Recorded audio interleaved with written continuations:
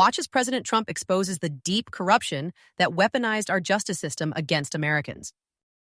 But first, we must be honest about the lies and abuses that have occurred within these walls. Unfortunately, in recent years, a corrupt group of hacks and radicals within the ranks of the American government obliterated the trust and goodwill built up over generations. They weaponized the vast powers of our intelligence and law enforcement agencies to try and thwart the will of the American people. You remember the 51 intelligence agents that said, as an example, that Hunter Biden's laptop from hell came from Russia when they knew it came right from his bedroom. They knew that. It was a big lie, and they knew it so well.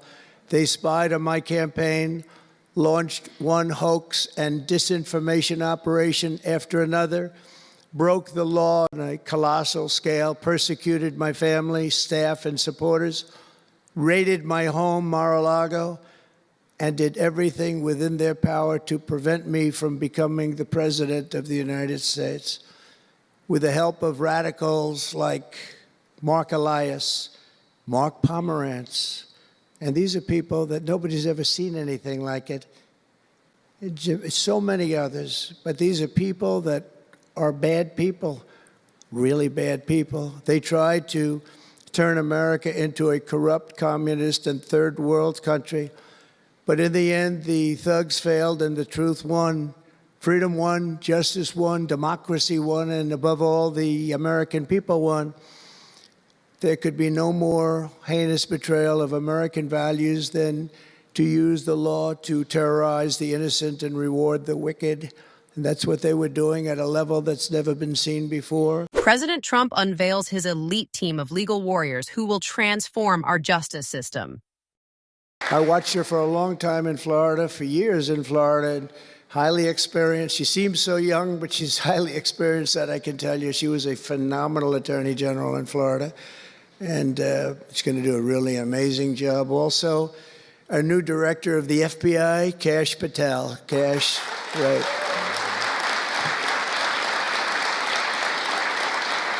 A man that I'm very proud of. I've known him and Emil for a long time under tremendous pressure. I saw these guys under some of the most corrupt judges. It's not even imaginable how corrupt they were. And these guys never wilted. They were not shy. They fought. They weren't afraid, and they were brilliant. Deputy Attorney General Todd Blanche and Principal Associate Deputy Attorney Emil Beauvais. And thank you both very much. Right. Great people. They're great people. The Chief of Staff, who's so highly respected, Chad Mizell. Thank you, Chad. Chad? Yeah. Thank you, Chad. Our next administrator of the DEA, Terry Cole. Terry? Thank you, Terry. Good luck. Going to do great. Senior counsel to the Assistant Attorney General for Civil Rights. Boy, I've been watching him on television last couple of weeks. He is really a tough one, and he's a great one. Leo Terrell, you watch how good he's going to be. He's going to be so good. Thank you, Leo. Great guy. See how Trump's DOJ is already achieving results the Biden administration failed to deliver. On day one of my administration, I declared a national emergency on our southern border. In our first full month in office, we achieved the lowest level of illegal border crossings ever recorded, okay? Even lower than 4 years ago. For years, Democrats and the media kept saying that we needed new legislation. We had to have new legislation. We needed it immediately, and I never had legislation. I had the best border in the history of our country for almost 4 years. And by the time I got out, we had the lowest numbers ever. My favorite chart of all time was brought down that day. And on that chart said we had the lowest numbers ever. But it turned out that we really didn't need new legislation. All you needed was a new president.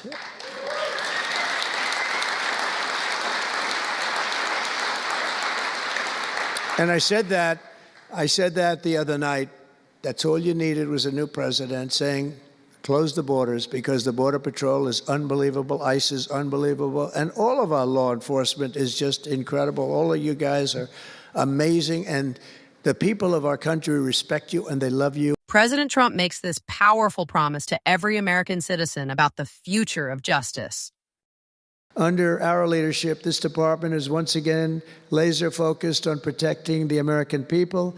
We're defending our borders, our streets, our children, and our good, really God-given, this is God-given rights and liberties once and for all. We're going to defend our country and we're going to defend our rights.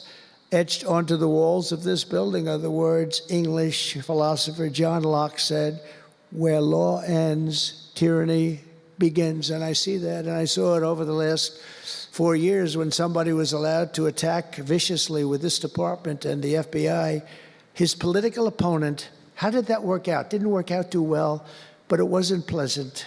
It wasn't pleasant. I was attacked by a political opponent, and probably it helped that I was attacked more than anybody in the history of our country. Alphonse Capone, the great Alphonse Capone, legendary Scarface, was attacked only a tiny fraction of what Trump was attacked. And maybe it worked out well. I don't know. If I had to give it up, I probably wouldn't, but only because I've gone through it. But I wonder what the difference would be. Maybe they helped get me elected by those margins, the big margins, the big mandate that we received. But you can't go after your political opponent. Nobody's ever seen anything like it, actually.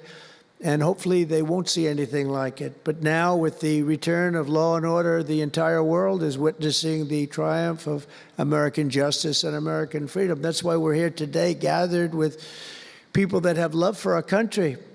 In the coming years, we will revive the storied legacy of this department, and it's happening right now. You can feel it. And rekindle the spirit of the great lawmen and legal lions of the past, Americans like Wyatt Earp, Eliot Ness, Frank Hammer, Rudy Giuliani. Rudy Giuliani had to suffer greatly, greatly. He's the greatest mayor in the history of our country. He had to suffer greatly.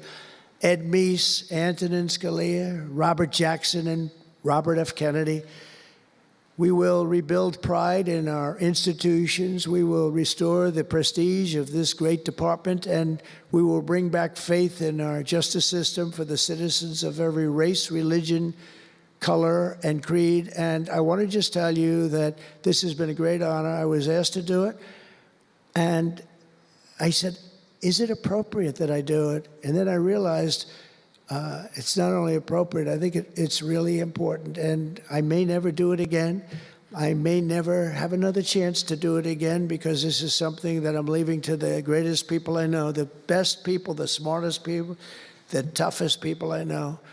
And they're going to do an incredible job. And it's an honor for me to have won this election so that I can appoint these people to do their job, and they're going to do it like you have never seen.